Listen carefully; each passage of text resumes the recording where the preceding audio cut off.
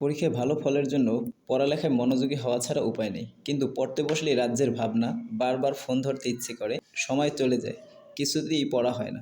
এমন সমস্যা যদি ভোগেন তবে এই ভিডিওটি আপনার জন্য। চলুন জেনে নেই পড়ালেখায় মনোযোগী হওয়ার 7টি স্মার্ট উপায়। সঠিক স্থান নির্বাচন করুন। কোন জায়গায় পড়তে বসলে মনোযোগ ধরে রাখা যায় সেই স্থানটি নির্ধারণ করুন। বিশেষজ্ঞদের মতে পড়ায় মনোযোগী হতে চাইলে এমন স্থান নির্বাচন করতে হবে যেখানে পর্যাপ্ত আলোর ব্যবস্থা আছে।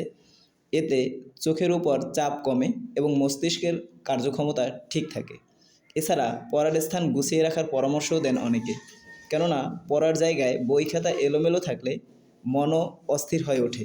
পড়তে বসার আগে যা যা লাগবে তা হাতের নাগালের মধ্যে পরিপাটি করে রাখতে হবে। পড়ার জন্য নির্দিষ্ট স্থান থাকাটাও জরুরি।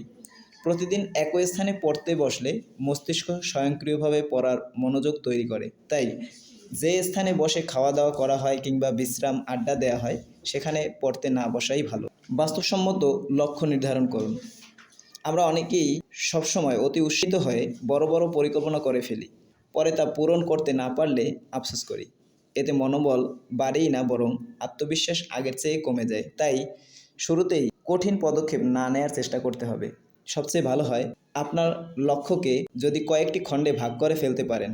এতে ছোট ছোট পদক্ষেপের মধ্যে বড় বড় লক্ষ্য পূরণ করা সহজ হবে। যেমন প্রতিদিন 3টি বিষয় পড়া কিংবা এক সপ্তাহে বিগত বছরের 2টি প্রশ্নের সমাধান করা। এভাবে আপনার বড় লক্ষ্যগুলো অর্জন করা আরও সহজ ও বাস্তবসম্মত হয়ে উঠবে। বিরতি নিয়ে পড়ুন। কিছুক্ষণ পর পর বিরতি নিলে মস্তিষ্কের ধারণ ক্ষমতা বাড়ে এবং পড়া মনে থাকে। তাই 20 থেকে 25 মিনিট পড়ার পর 5-10 মিনিটের জন্য ছোট বিরতি নিন।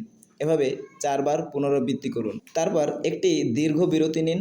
বিরতিতে কিছু ব্যায়াম, মেডিটেশন, হালকা ঘুম কিংবা হাঁটাহাঁটি করতে পারেন। এরকম অনেক কৌশল রয়েছে। আপনার জন্য কোনটি উপকারী তা জানুন এবং মেনে চলুন। বিষয়ভিত্তিক অগ্রাধিকার দিন। পড়তে বসার আগে বিষয়ের অগ্রাধিকার অনুযায়ী তালিকা তৈরি করুন। এতে কোনটি আগে কোনটি পরে পড়তে হবে সে সিদ্ধান্ত নেওয়া যাবে। এজন্য গুরুত্বপূর্ণ পড়ার বিষয়গুলো আগে চিহ্নিত করুন। এতে আরও কার্যকরভাবে সময় কাজে লাগাতে পারবেন। প্রথমে কি করা উচিত সে সিদ্ধান্ত নিতে সমস্যা হলে আপনার লক্ষ্য অনুযায়ী কোনটির ডেডলাইন আগে সেটি দেখুন।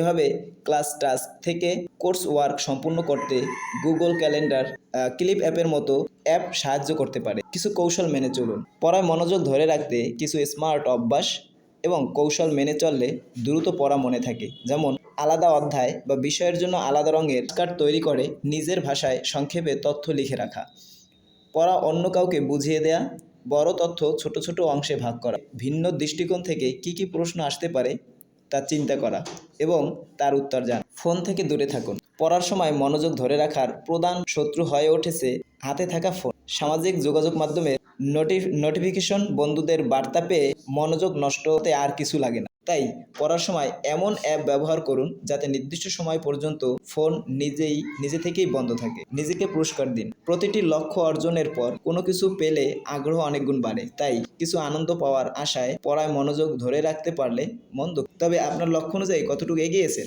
সেটি মাথায় রাখতে ভুলবেন না।